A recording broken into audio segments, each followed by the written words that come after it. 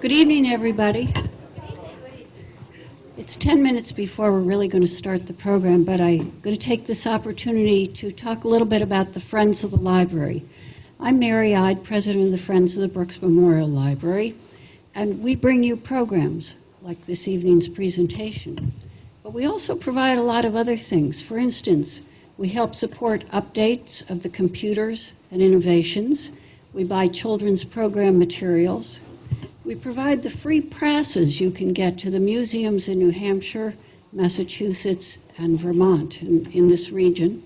And we also purchase a lot of the online databases and resource material, for instance, Ancestry.com. So if you're interested in genealogy, you want to find out about your family history, Ancestry.com.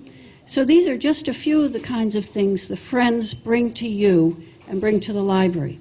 Most important, our annual holiday book sale is coming up December 6 and 7. And this year we've added a few new features. We're going to supply free gift wrapping on Saturday. So you buy your books, you get free gift wrapping. We also, this year, are selling the wonderful Book Lovers calendar for 2014, a quote a day for the year. And we're selling this at a deep discount, so you can get your gifts.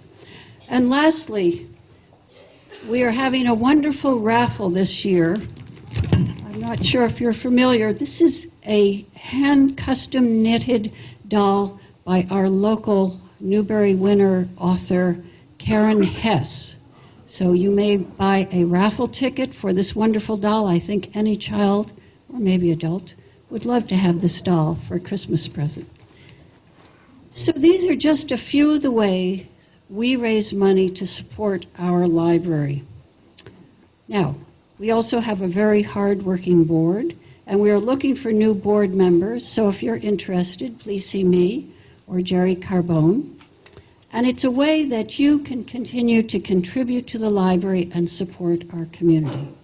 So thank you very much for listening, and in a few moments, we'll start our program. I just want to note the Friends support presentations the first Wednesdays, but many of our other local businesses and organizations, and that's what this loop is, acknowledging who in the community are major supporters of the First Wednesday series. So thank you very much.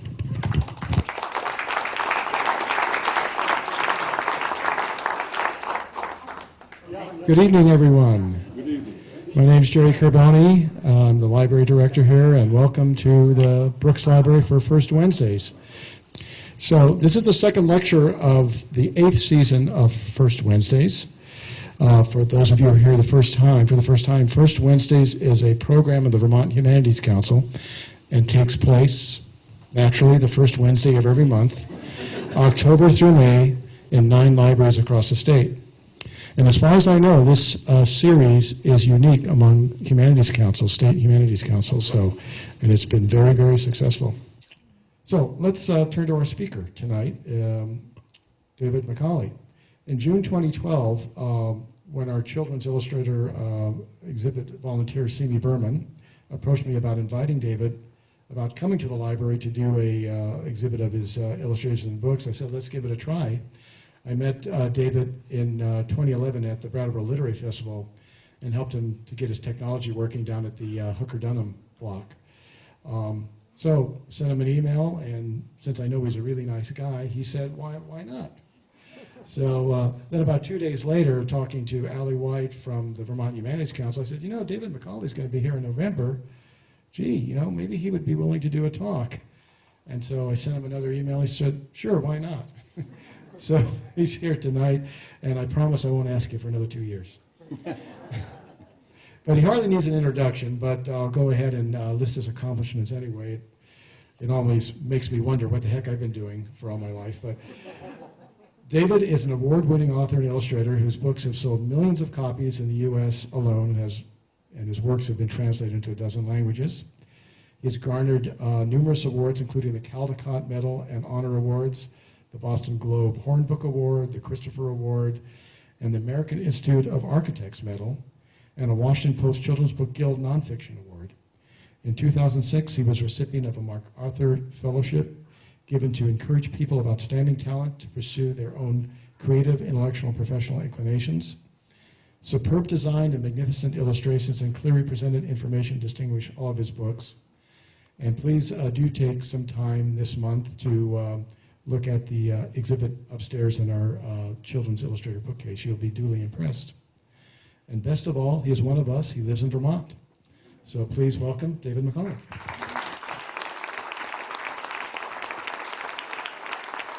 Thank you. Thanks very much. Nice to be here. How are we doing? Good. Can you hear him? Yeah. Sound good? Okay. All right. I'm going to talk about a book I'm working on because I really did want this to be a talk about what life in the studio has been like, is like now, and has been like for the past couple of years. But I'm showing this first because this arrived this week. This is the first Russian edition of The Way Things Work, and I think things are really going to start happening for me now. So, as long as they don't pay me in rubles, it's going to be just great. All right. I was born in Bolton, Lancashire, near Manchester. This is downtown Bolton. This is our neighborhood. This is the walk to school. Thanks to Google Earth. Here's our house. Back street, through the woods, every day, 4 times. There and back, for lunch, there and back. This way, to the main street, and there's the school. A weird angle, of course, because the satellite was not cooperative, but what are you going to do? That's where my imagination developed. That stretch of green between the house and the school. And it wasn't dampened at either end either. It was actually encouraged at both ends in the architecture. But what happened in those woods was critical. That stretch of green between the house and the school. And it wasn't dampened at either end either. It was actually encouraged at both ends in the architecture. But what happened in those woods was critical. And in 1957, when we left England to come to the United States, that was the end of my childhood, as I see it. There's something really important had happened and was in here and was going to serve me, many years. So far, so good. But that's where it started. Our street, we're sort of at the edge of Bolton. And Bolton is an industrial Lancashire town. All the houses more or less look the same, all the same colored brick, basically. There are more trees on the street than I remembered as a kid. I don't think we had trees then. We were there in the pre-tree time in Lancashire. And it probably had to do with the air, which was really miserable quality air. It was gray and dreary much of the time. This was before the Clean Air Act. But you can see we're on the edge because in the distance you can see farms. And that's one thing I remember very distinctly. And I like being on the edge. I've lived in Rhode Island for 40 years prior to coming to Vermont. And one of the things I liked about Rhode Island was you were definitely on the edge. The water stops you. Vermont is different, but I don't miss the water. I am still struggling to get over the trip to the supermarket and passing hills and things like that with the sun hitting them in various ways and just pinching myself. But I'm just going to the supermarket. I'm not on vacation. I actually live here now. So I couldn't be more delighted to be here, and the edge has become less important. But this is our house. 2 rooms on the first floor.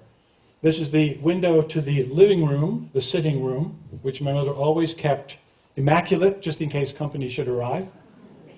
It never did. But nevertheless, that space was ready. And on the other side of that room was the room in which we all lived, and in which we had dinner, and that's where the fire was on all the time during the winter. And my parents, who are both makers of things, whether it's knitting and sewing, or whether it's making things out of wood, or whatever is needed, I was a witness to this kind of production growing up during those years. And that was critical. You couldn't get away from it, because there was just this one room. And upstairs was just big enough for us all to sleep. But I was so aware of process. It had, I'd absorbed it. osmosis got that into me. And if it was raining, you were really, forced to sort of sit there and join the group, do something. If it wasn't raining, I was always outside in those woods playing if I wasn't in school.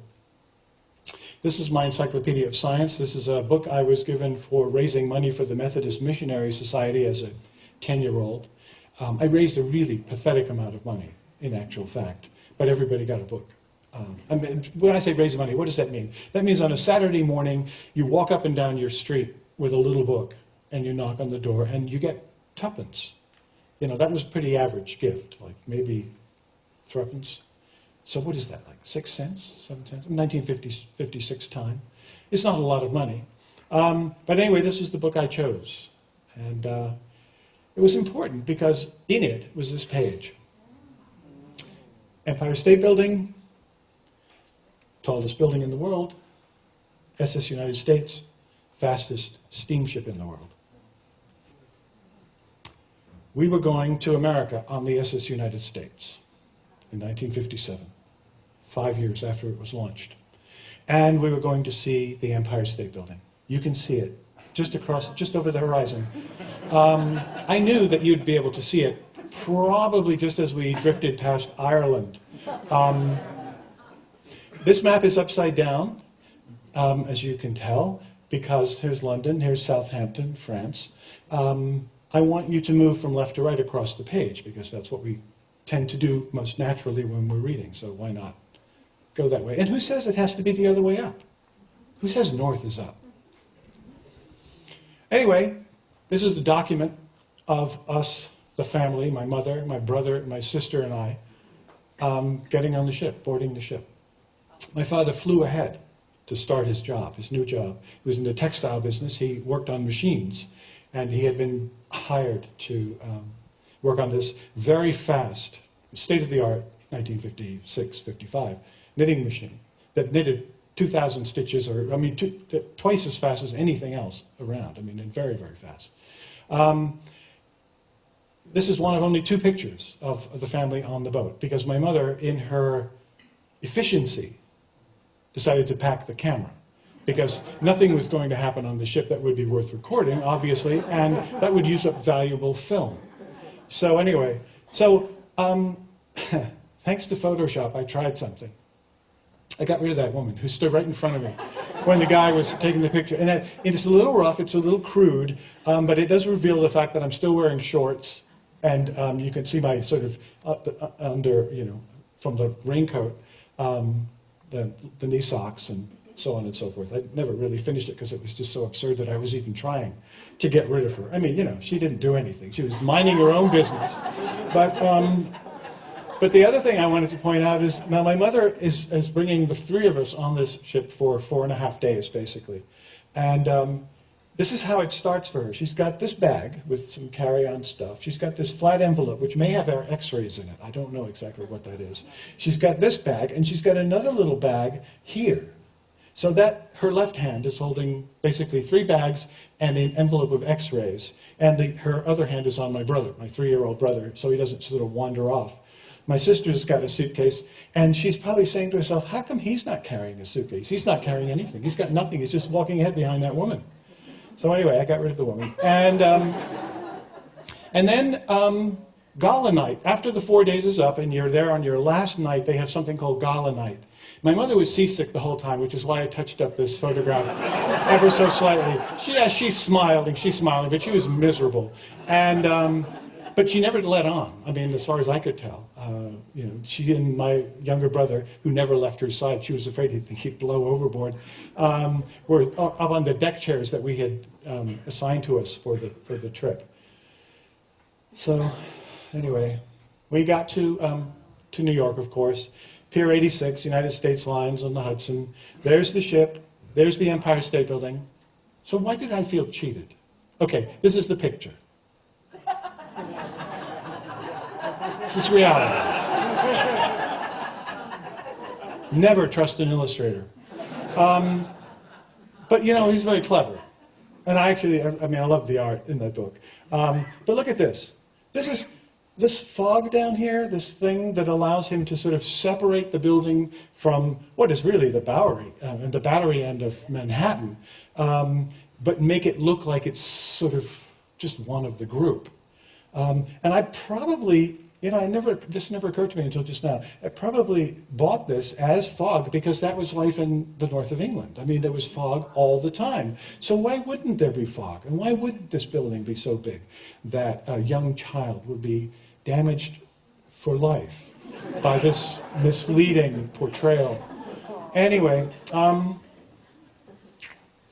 so this is Norfolk. Newport News, Shipbuilding and Dry Dock Company. These are dry docks, 1, 2. This is the one in which the United States was built. And this is the propeller of the United States. This marks the entrance to the Maritime Museum in Newport News. The only reason I can think of to go to Norfolk, Newport News. Not Norfolk, Newport News. But look at that propeller, cast bronze. Look at those Phillips head screws. I mean, can you imagine what the screwdriver was like? Must have been enormous. I went to the museum because I needed information. I decided I was going to tell the story, or a story, about this ship. And because it would have some sort of personal connection, and it also was really the culmination of lots of different kinds of technology. And this book didn't begin as a book about the USS United States or a ship. It began as a book about invention and ingenuity. And I worked on it for 2 years, and I just thought, this is stupid. I'm making an encyclopedia when all this information is available online. If I don't tell a story, there's really no point in doing this again and going through this exercise. So that's when I said, let me find the technology, connect it to the United States, and build the United States, and then sail on the United States. And it will have a little, anyway, so. Most of these plans are about 14 feet long, so when you roll it out on the table, you really do roll it out on the table. And whether they're plans of the decks or cross-sections or details of things like the watertight bulkheads. This is a watertight bulkhead. This is one of the segments, one of the walls that sort of segments the ship into compartments, so that if there's an accident at sea and a compartment or 2 or even 3 get damaged and start to flood, it won't take the whole ship down. It will just, it'll be controlled and contained. This hole is the propeller shaft. That's where the propeller shaft would cut through. One of them cuts through 450 feet from the foremost engine room all the way to the propellers at the back. Fabulous photographs. The library has these wonderful black and white photographs, which makes you even think about, why are you drawing this? I mean, this stuff is terrific. But, and you'll notice pieces of pre-assembled parts, sub-assemblies. This is one of the reasons why the ship could be made so quickly. And it was really built on the Liberty ship approach, which William Francis was very involved in, and William Francis and Gibbs and Cox were the company and the guy who created the United States and the America before it. We'll get back to him. Okay, so here are those 2 dry docks that you just saw in full color. Here's the America, in for its annual refit, basically, in the larger of the dry docks, and here is the beginning of the United States, next to it, 1950. Look at that scaffolding. What's wonderful about this is it looks like the ship was there, and they surrounded it with wood, and then they just pulled the ship out. So you have this wonderful shape, ship shape, and the cradles under it, and so on and so forth. And you can see how the subtle change in the angle of the cradling, really describes in a very accurate way the shape of the ship underneath that you never see. What they're doing is lowering a piece of the keel. This is the first piece of the keel. There it is now in place. And it's really a whole assembly because it has to support not only the outer shell, but the inner shell. This is a double-hulled ship, as they all were, the passenger ships at this point, for safety reasons. The first one was, the first big double-hulled ship was actually the Great Eastern. Brunel was responsible for bringing this into this enormous scale. But he said that it was Chinese ships that he'd heard about or read about, from which he learned this sort of double hull and compartmentalizing and so on and so forth. So there's always, that's the great thing about history. You can start wherever you want. And if you don't try to even pretend that you're starting at the beginning, you're probably on better ground, safer ground. There's a drawing by a guy named Parkhurst who made about 14 drawings during the construction of the ship. He must have been hired by the yard. And his drawings are remarkably accurate, and they've been really helpful in sort of reading the photographs, which are often a little difficult because of foreshortening. There's that outer skin, the outer hull. That's about 1 inch or 2 thick, steel plate, riveted together. And I'm just not going to show you the whole thing at this point, but you can see how you can see the watertight bulkheads, those vertical walls, and how they sort of move down the length of the hull to create these separate compartments. The problem with these photographs is because of foreshortening, you can't tell actually which one you're looking at. They're very difficult, so I had to keep going back and forth from the plans and the cross-section to the drawings to the photographs in order to create my own images and be accurate, reasonably accurate. And then you can start to see how they lay deck in. It's all pre-assembled pieces of deck. These massive pieces come in. I also have had this model in the studio forever, but not made, in a box for 20 years. And I finally decided to make it. Now, it's not great. It's not a great proportional representation of the ship. It's too stubby. It's a little bit more like the America, but nevertheless, it's better than nothing. Oh, and I drew on it. These are the watertight bulkheads that cut straight across. They go up. In the center, they only go up this high, but at the ends, they go up a little bit higher, one more deck. Okay, and the best thing about doing this research is I still had the ship.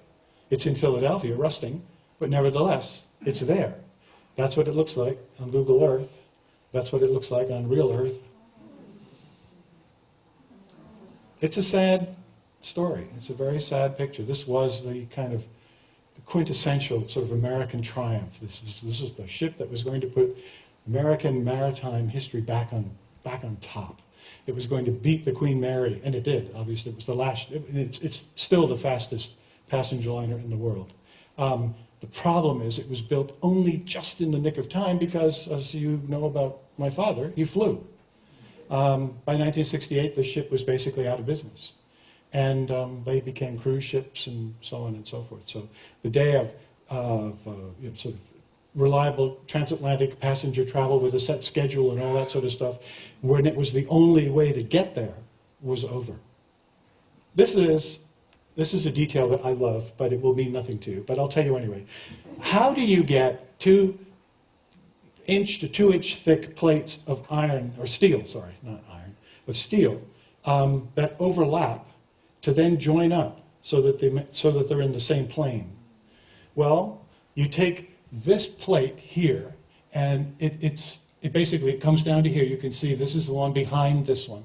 You drive the rivets through, and then you cut this one here, and you can see that's described by the way the rivets stop. And then you cut it, and you gradually bring it forward on top of this one. So you basically, that's the plate that you can't see. And then you just weld it like crazy. Welding had improved to a point where they could do this kind of thing during the war and after. But before that, they were still happier with rivets. You could see them. There's the radar mast and one of the funnels. For some reason, I went up the radar mast like a hamster jumping into a wheel because it just looks like fun. You get halfway up this ladder and you think, what did I decide to do this for? But I can't go back down. There's a group of people down there, and if I just come down having gone halfway up, it'll be really embarrassing. So I went all the way up and looked out and looked down and saw the rusty deck and all that sort of stuff. This deck, from here to that line right there, down to here, that was the tourist class, third class steerage, let's face it, promenade area. So that's where I spent a lot of time. It wasn't rusty. And then I did it again, another ladder that went straight up. But I wanted to go inside the funnel. And this is what the funnel looks like. It's just this huge, empty, aluminum fish-shaped thing, airfoil. And all the action is in the front. These are the stacks, these are the vents, the uptakes from the boiler room. The rest of it's hollow. And it's just it's a logo. It's this huge logo, and there are two of them on the ship, and they were immediately recognizable. The only other thing that happened in this funnel was there was a washing machine, and the engineers would wash their overalls in the funnel, in the washing machine, and then hang them up because there was all this space to hang your overalls. So this is a sketch, and this is all we could see really at the time. There's no lights in it anymore. Anytime you see an interior picture in the next couple of images, it's because the flash of the camera was so bright that it basically brought everything into daylight. But in other words, it was pitch black, and we just had a few flashlights to kind of get oriented. So anyway, there's the view. Here's the engine room. That's pitch black. So I didn't know what I was shooting, but I sort of knew generally what direction I was aiming in. And this is a low pressure turbine. This is the high pressure one over here. So the steam from the high pressure has been partially exhausted and is being brought into the low pressure one. And then it will go down through the condenser, and the water will be fed back into the boiler room and reheated at 1,000 degrees. And that's why you have the fastest steamship in the world. All of this to turn these shafts, which are, like, I don't know, 3 feet in diameter or something like that, and they're hollow. And these are the tunnels that carry the propeller shafts all the way through the ship. There's the end of it. We're back in Newport News. This is our cabin, 105, deck B. And the walls were here, and they were quite thin. They were just partitions. Because the thing I forgot to mention to you is that part of the design of this ship required that it be able to be converted into a troop-carrying ship for 15,000 troops in 48 hours. So the construction of it inside, while durable enough for people on the ship for 4 days, was also very easily removed and so on. And it would just be crammed with bunks and multi-height bunks and all that sort of stuff. But we had a porthole, as you can see. And we even had a rivet display, although there's an inner wall, so of course we couldn't really appreciate any of the rivet work. But you could get to the porthole, and funnily enough, my poor seasick mother kept opening the porthole, which meant lowering the iron covering, like a manhole cover, and it hinges down, and then the light would come in, and she would just feel so much better to get a little fresh air, except there was no fresh air because there was glass permanently sealed into the porthole, because we're on B deck, we're getting closer to the water. So, and the steward who took care of the cabins came in every day, and he thought, what are they doing? And he would do this and lock it up again and so on. But psychologically, my mother felt that it was just nicer or something. And when I told her, because I didn't realize this, I thought she was actually getting some fresh air.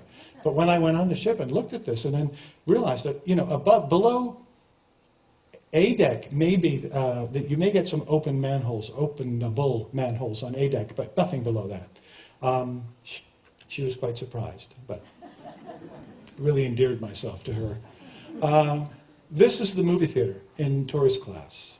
This was the most important room on the ship to me, because we went to the movies maybe once a year, and it was a really special event. It was the big movie house, Odeon, that sort of thing. I went to the movies 4 times a day here, because there was literally nothing else to do.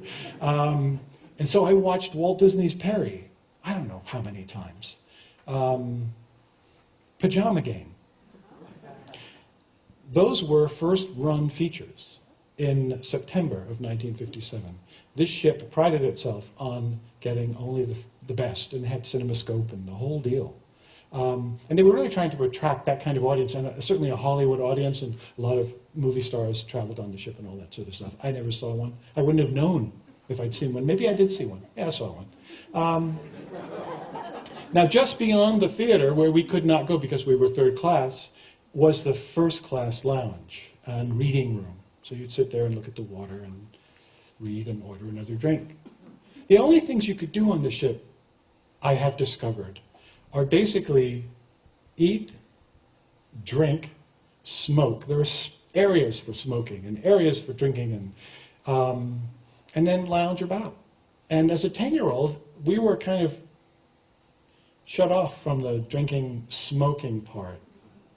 Minimal eating. My sister did manage to find an orange, or she picked up an orange on the lunch table or something like that and brought it up to the promenade deck one afternoon, and she was peeling away at this orange, and she noticed a sign on the rail that said, "Do not throw anything overboard." So she ate the peel.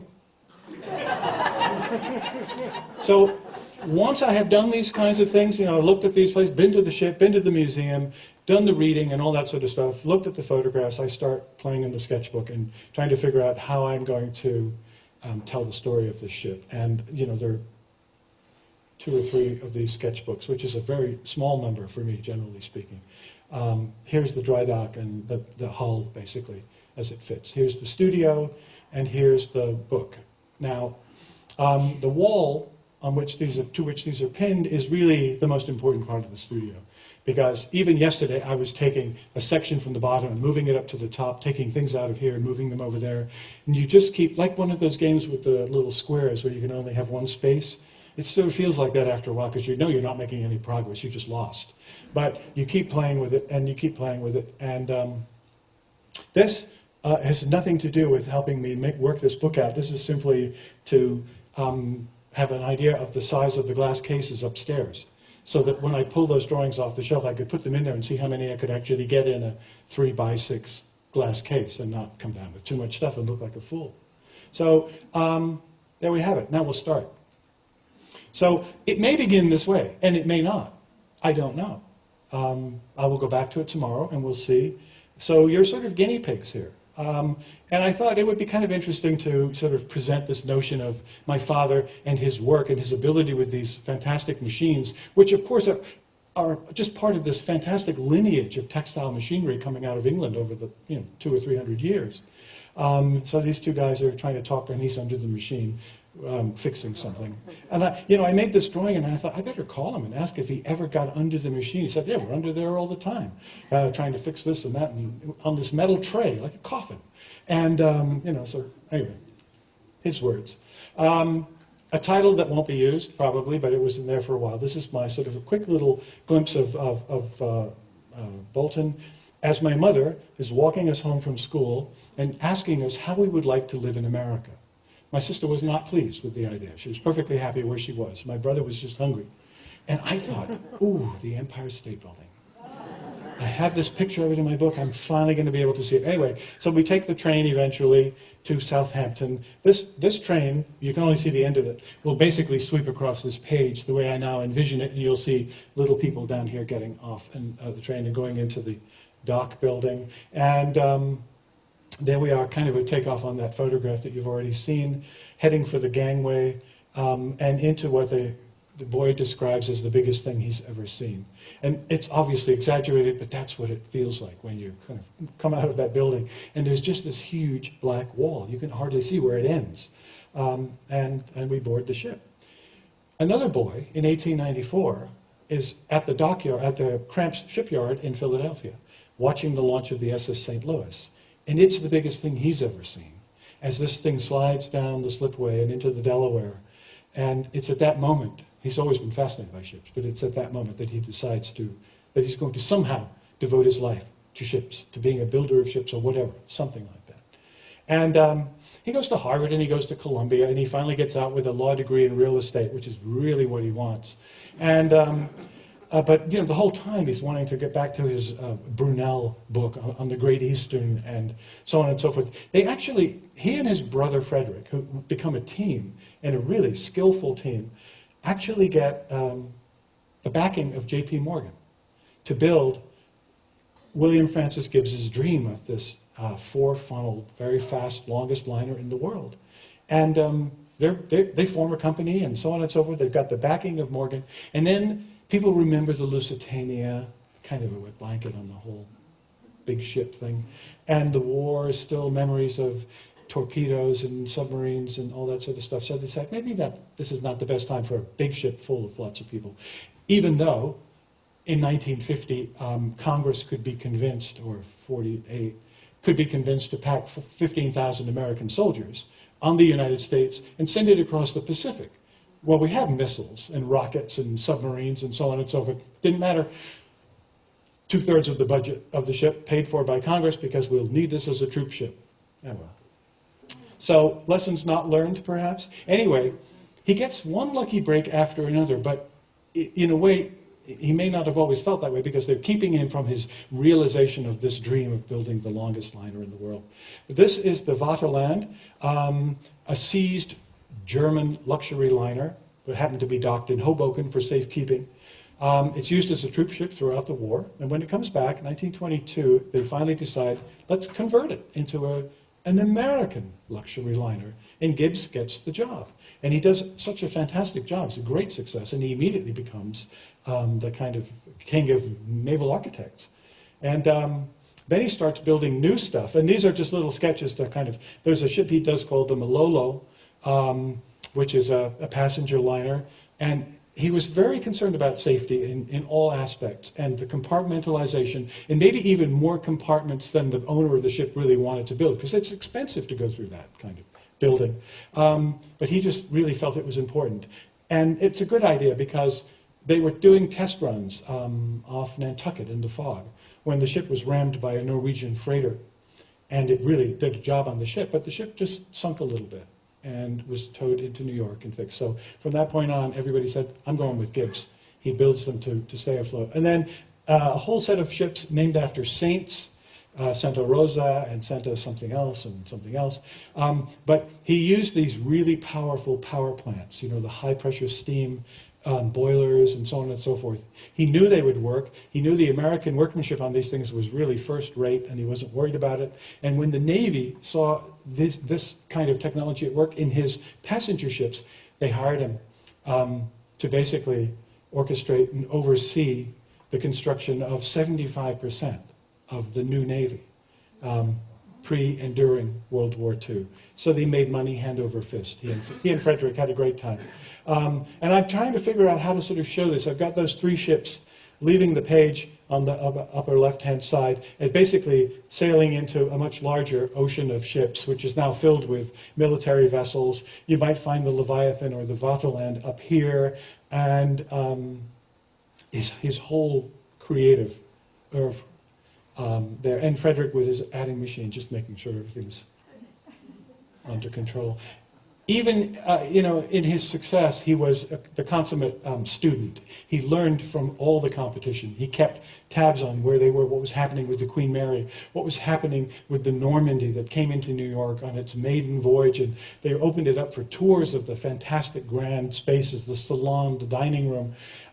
But Gibbs and his engineer buddy actually snuck away and went down some stairs and ended up in the engine room of the Normandy and spent several hours there avoiding the French crew but studying the engine room. And the engine room contained electric motors. So they had steam turbines, but they were turbo generators. They were producing electricity that would run electric motors, which they didn't need, which meant they didn't need reduction gears, which I'll tell you about in a minute because I know you're excited about that. Anyway, so he builds America. He finally gets a chance to build a liner of some substance, 650 feet, something like that. And it's really the prototype. It's a scale model of, pretty big scale model of what will come 10 years later. So these are kind of notes to me. This is all about now him taking on, in 1948, being given the sort of, 46, the go-ahead to work on the biggest liner, the fastest, and so on and so forth. And what they're doing is basically taking readings off this wooden model that's been tested in the tank and refined and so on, and they'll take those off and they'll put them on plans, and those plans will be translated on the floor of the loft to create patterns for the shape of the plates and ribs and so on and so forth. So that's a very quick description of a very complicated process. But here's the one you've been waiting for. This is the boiler. We've got oil. The oil's kept in the double hull, between the inner and outer shell. And then it's brought into the settling tanks where it's heated, and it comes into the boiler, and steam is produced, and steam goes into the turbines. These are the reduction gears. You need these gears because the shafts of the high pressure and low pressure turbines, there will be a test on this, The shafts of those things are whizzing around way too fast for the propellers. If you just stuck a propeller on them, all it would do is whip up the water, but you wouldn't go anywhere. So they have to slow it down, and they slow it down with these sets of gears. And then your propeller shaft is revolving at something like 190 RPM as opposed to 2,000. So, and from all of this, they will produce, and this is not the page that I hope to present, your basic diagram of all the plans, like 4,000 sheets of drawings and a lot more smaller details.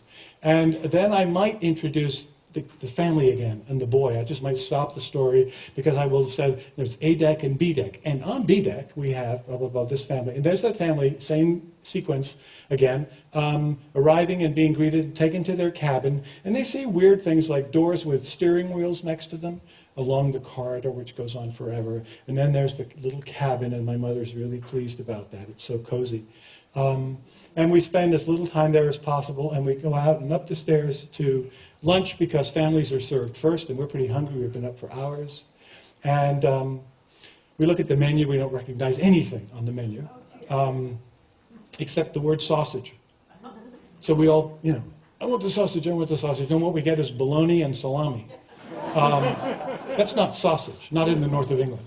So anyway, and then we, of course, after lunch, which is fairly quick and light, we go up on deck and watch England get smaller. So I don't know how these drawings will eventually work, but I find myself now, or this boy does, sitting on the deck wondering, what's going to happen, what to do, and so on. And he's looking at the cranes that are used to lift things into the holds and things like that. And I thought that might be a way of leaping to the cranes that are between the dry docks back in Newport News. And I love the idea of the way you actually create how you dry the dry dock. I mean, how you empty the dry dock. You have the, what are these called? Caissons. These big walls, hollow steel walls, and you move them over with a tugboat until they fill the space at the end, and then you fill it with water or put water in it, and it starts to sink. And once it's settled on the bottom and is up against the side walls, then you can start to drain the water from behind it. And as you drain the water from behind it, the pressure of the river pushing against it makes it even more secure.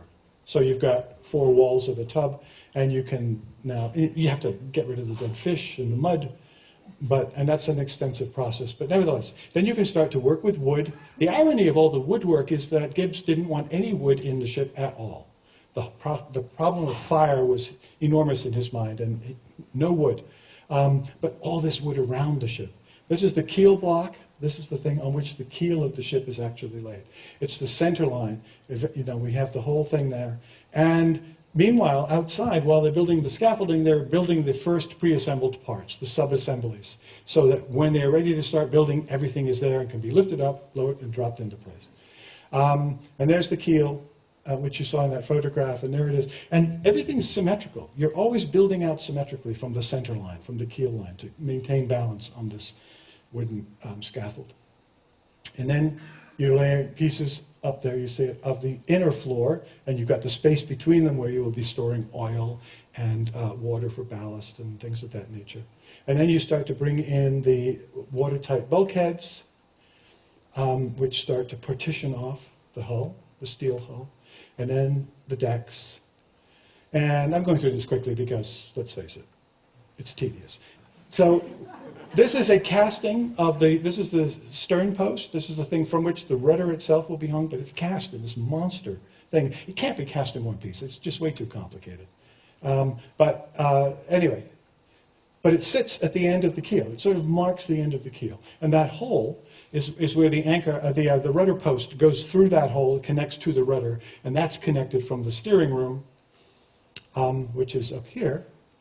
So there's that post you just saw, that huge casting. Here's the rudder, 22 feet high. And here's the steering room. And these are colored because they're all built in different sections. And it looks like this crazy puzzle. You see this stuff lying around in the yard next to the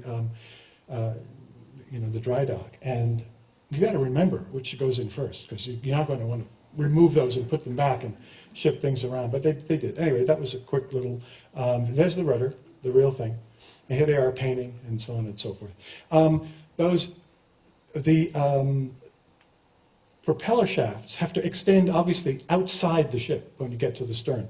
And they're supported out there on these things called bosses. And working with the plan, I was able to cut out the silhouettes of the things, and you can sort of see them here, but it's more meaningful perhaps this way. So this is the side of the hull, and then it erupts into these shapes, which are then covered with a skin of steel. And through the center of that, the propeller shafts would be brought right out to the end. And this is what you end up with. Those are the bosses. 5 blades on the propellers, the inner propellers, 4 here. 5 blades to be able to sort of work better and more efficiently with the water that's already been churned up by this propeller that's further forward. So, and it just made the ship go that much faster, which is what this was all about. The ship didn't actually fit in that dry dock, so pieces of the stern and the bow were pre-assembled, fairly large pieces, and slipped in without having to use scaffolding to hold them up. They had no choice. There's one of the boilers being lowered into place during the construction process, and here's the covering that will be lowered on top of that to cover the boiler and seal it. These are 2 boilers. There are 4 boilers for every pair of propellers, and there are 2 pairs of propellers. The interesting thing about these boilers is this is just one boiler. It's the same size as the house we left in England. So the bow, these are all pre-assembled pieces. This is the biggest one being made. They assemble this thing. It's upside down. They assemble it. They wrap the steel around it. Then they cut it in half. And they take the left-hand half, turn it upside down again, and take it to the dock and lower it into place, and then they come back for the second piece.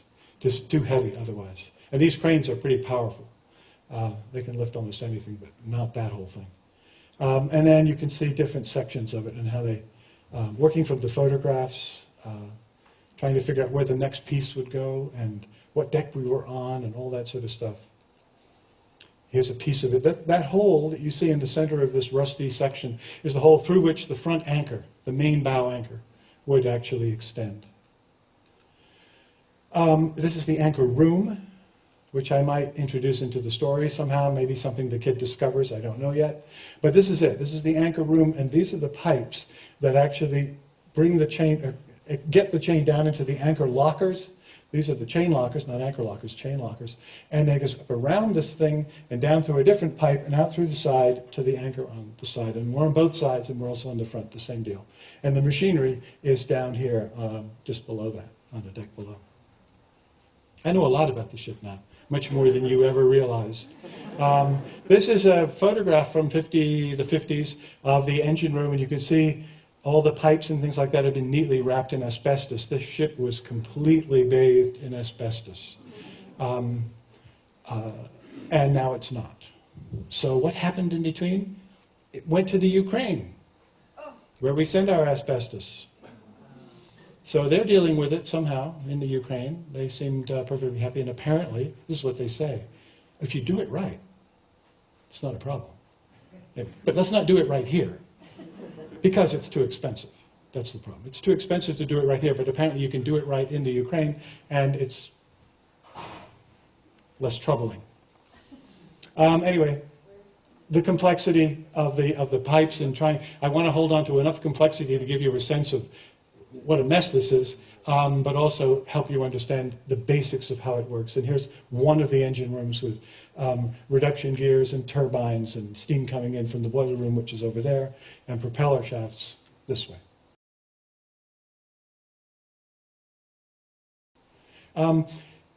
To be sure that they were making things the right size and so on and so forth, they made wooden models of the condenser and of the compressors and all that sort of stuff. You made it with like lath. But they're beautiful, these full-size wooden models made in a workshop. And they could set them up and make sure this is the amount of space we're going to need and so on and so forth. And from that you could build accurately the real things and the spaces and lay things out on the floor the way you want them. This is the condenser, which goes underneath the low-pressure turbine, gets lowered into the engine room, below the engine room, really. And then, as the ship grows, eventually we build the superstructure, which is, on the United States, entirely made of aluminum. The idea being to cut the weight significantly so you're not pushing the ship further into the water, which would only create more resistance. And also, you don't want it to be top heavy so that it rolls more. And then I was interested, this is where I get off track, get interested in the directions of the beams under these floor things. And they changed on different decks. They go in different directions. But the one thing that doesn't change is the columns line up on all of the decks, so that columns on deck A and deck B and deck C and so on and so forth are all on top of each other. So otherwise you'd have this going on with the deck, which nobody wants. Meanwhile, next to the ship, they're making the funnels. And they're making sandpans, which is the kind of lid for the funnel. And they go through this crazy process to get these funnels on. The cranes can't lift the funnels high enough. It's not the weight. It's just they can't get them up high enough to get them over the, the scaffolding is gone, but it's a 55-foot high aluminum structure. So they have to take them and cut them in half, which they planned for. And then they have to put the top part somewhere to wait while they take the bottom part, set it in place, and then go back for the top part and put it in. Anyway, they worked it out. The horns inside the funnels, these were one of Gibbs's favorite little projects was taking the horns to the Jersey Meadows and with a tuning fork, getting the right tone from the forks. Now you might think, why? That's not really much of a. But when I was doing inventions and discovered about this guy named John Shore, who invented the tuning fork, who turned out to be a trumpeter in the Royal Orchestra, who was so good that both Handel and Purcell wrote music for him to play. I mean, that's how good he was. But then he got a split lip and had to turn to his other instrument, the lute. And it kept going out of tune. So at some point, he invented the tuning fork. And Gibbs used it to make sure the horns he was playing, although with steam, not with lips, would sound the way he wanted them to sound. And then the ship is launched from the dry dock. It spends another year and a half, which I've not drawn yet, getting outfitted and, all that kind of stuff. And then maiden voyage, it sets sail. And we're back on the ship, and the kid has realized that, looking at the plan that all passengers get, that tourist passengers can go almost nowhere. A little discouraging. His sister realized before he did. And then, so a lot of time in the movie theater. This is a drawing of a typical day. You go up and see the horizon, still there. Not much has happened. The one thing that has happened is that the clocks have changed by an hour, in some cases an hour and a half, so that the time, you're adjusted to American time. You're not adjusted to American time if you're seasick the whole trip. The days just get longer. So for my mother, it was a form of torture. And then Gala Night, there we are, Gala Night, showing you that photograph, and the ship, this will be a night shot of the ship sort of sailing into New York, and the disbelief at the actual size of the Empire State Building, and but seeing Dad again is pretty terrific. And so we're all pile in 2 big station wagons with our trunks and stuff and head for the Lincoln Tunnel and under the river to New Jersey, where we make our home for the next 5 years. And it was on my walks to school in New Jersey, in Bloomfield, New Jersey, that I would go across the railway tracks on Orchard Street. Now, I love railroads, always have. So that was kind of neat, just walking across the railroad tracks. But when you looked east, down the railroad tracks, as far as you could see, at the very end of it, was the Empire State Building, 8 miles away. It was like having an old friend, even though we'd had this little problem when we sort of first met face to face. But I just thought it was terrific. And at night, coming back from Boy Scouts, it was pitch black, but the lights that turned on the top, the freedom lights they called them, that they put up there in '56, were still there. So that was really, a memory of a kid growing up in England with this image, this lie in this book, but nevertheless, this image of this fantastic building that followed him all the way. And a little epilogue showing basically airplanes flying over the rusting funnels of the SS United States. That's where we are at the moment.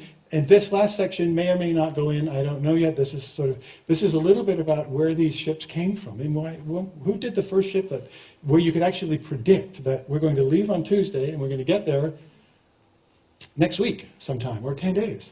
And it was because of the steam engine, developed to pump mines in Cornwall and so on by John Newcomen, that then got shrunk and improved vastly by Watt, and then shrunk by Trevithick, put on tracks and stuffed in boats the Clermont and those kinds of boats. And so this is kind of a brief history of sticking steam engines into wooden ships with paddle wheels on the side, but keeping the masts. And it was just, if the wind was totally uncooperative, you could run the paddle wheels and not completely lose your time.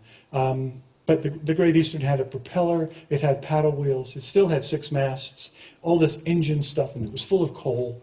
And then Bessemer, of course, improves iron, turns it into steel, and we can start making other ships. Meanwhile, Edison's come up with this light bulb thing, he and Swan.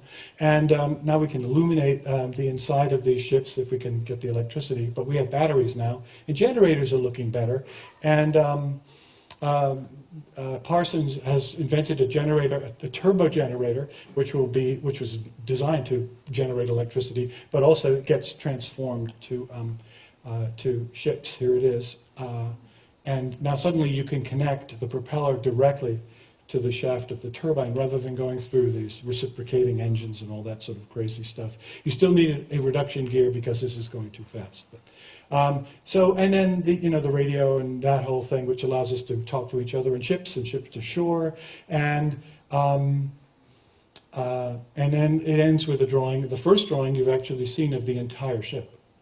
The whole book you will have seen, and this is not connected to the history section, that may just get jettisoned. I don't know if they're going to do it. But you need to end it with that, and let me just show you what I mean.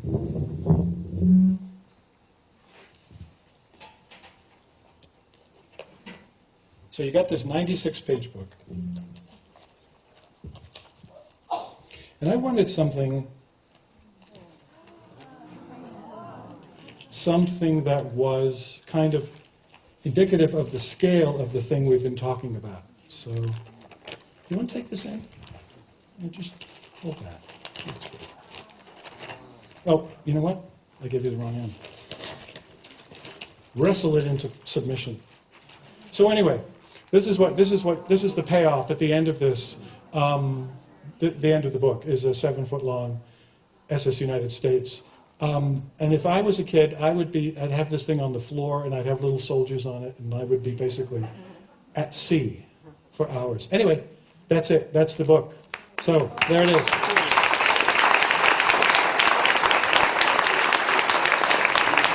Thank you. You can't hold it. Oh, a dime. Did somebody throw a dime? Well, thank you.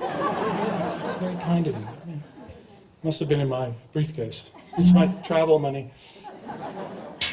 So, questions.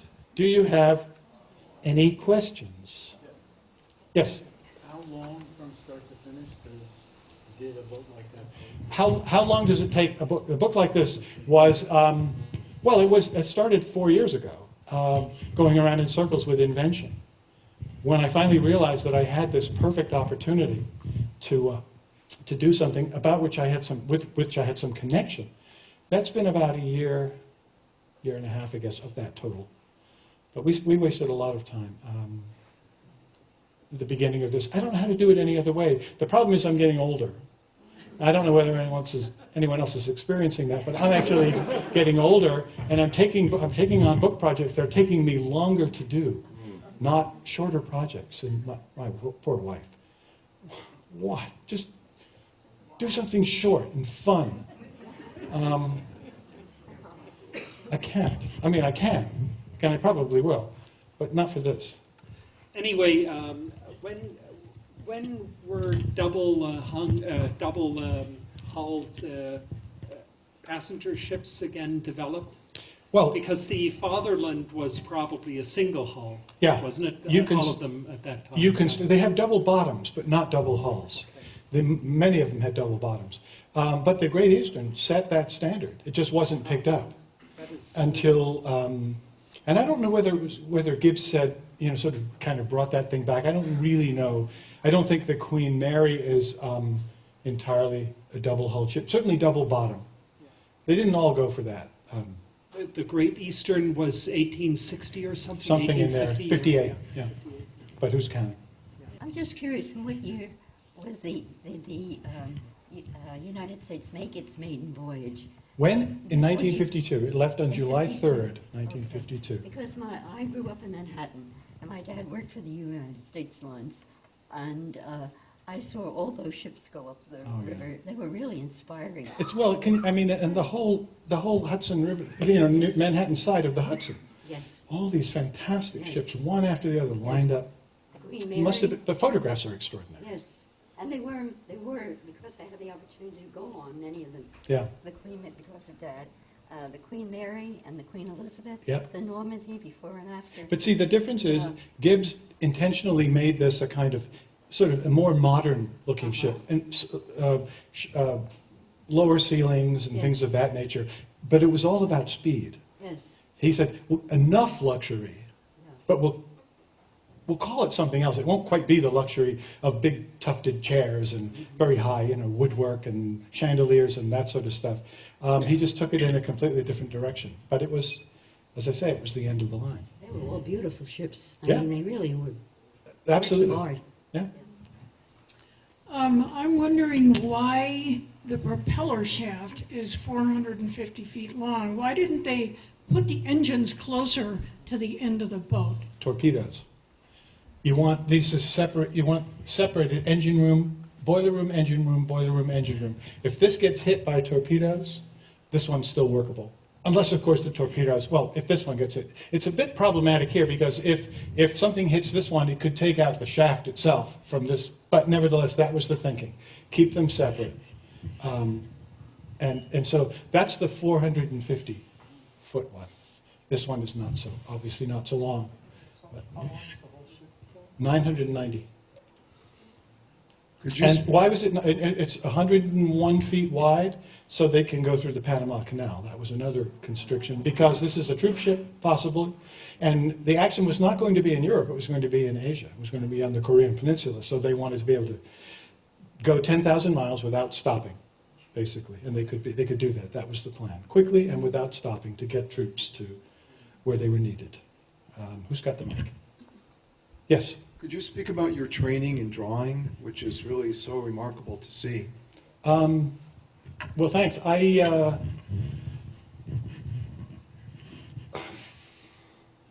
studied architecture. I drew somewhat as a kid, but I mostly made models of things, cardboard models. I mean, I had drawing classes, like life drawing and stuff like that, and landscapes, but, you just do it. I mean, it sounds absurd, doesn't it? But you just do it. If you do it for 40 years or 50 years, it's amazing what you can pick up. But you start thinking about how to move things around and how to sort of get inside things and so on. And it's really more fun when you never know exactly, now that you can find equipment that will actually put you inside it and all that sort of stuff. But it's much more fun to have to put it together like an archaeologist, putting all these pieces together to sort of construct a view that is dramatic and yet accurate in scale and that sort of stuff. But I draw to learn, not to communicate to anyone else. I draw to learn, to start with. And eventually, some of those images, some of those sketches, I think are useful enough to be able to pass that information on to somebody else. I hate to learn from reading. But I love to learn from looking and experimenting with a pencil on a piece of tracing paper and just sort of trying to figure it out. Yeah. Could you speak about the storytelling, the narrative? Because, from your books, I think so much about how things are, but the story is a whole nother aspect of you. Yeah, it's a really scary part, actually. As I do it, I get a little more comfortable with this notion of telling a story and using and figuring out what kind of words to use and how much of a story to tell.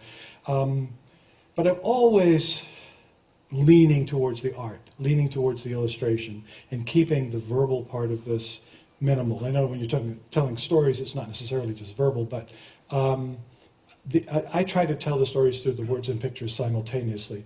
That allows me to give information in the pictures that I don't have to describe in words. I can pick words to do things that the illustrations couldn't do as efficiently as the words. So I'm very lucky that I have sort of grown comfortable after a long time with these two forms of communication, and I can let them sort of work together. And then the story just evolves. I mean, it's ultimately what makes sense, what seems playful, what is likely to get you to turn the page, and that sort of thing. But you know, the thought of actually writing in like an entire written thing, forget it. Never, I mean, I do think about it from time to time, but I don't think I could do it. I don't think I have that kind of... I have stamina for drawing things over and over and over again, but I don't think I have the same stamina for writing. Anyway, or same gift. Yes? I have 3 questions. The first one's really short. I'm just wondering what kind of pens you use. I use a Lamy Safari, about $25. That's awesome. I've used I it love for those. years, fountain pen, great, Yeah. especially on tracing paper. I'm wondering if you have any people who directly inspired like to me it seems like a kind of unusual combination of drawings and story and engineering diagrams and stuff. Is there anybody that really directly inspired what you do? No, not really. Indirectly, lots of people. I mean, as a kid, looking at illustrations by Ernest Shepard from Winnie the Pooh, for instance, or more importantly and more significantly, in my case, The Wind in the Willows. I mean, I showed you the woods that I walked through to school every day. I didn't really put it together that The Wind in the Willows was fiction for a long time. I mean, I would see little openings in the bottoms of trees that, you know, could have been lived in by mole, or, you know, a place where a badger might have, you know, had his little home.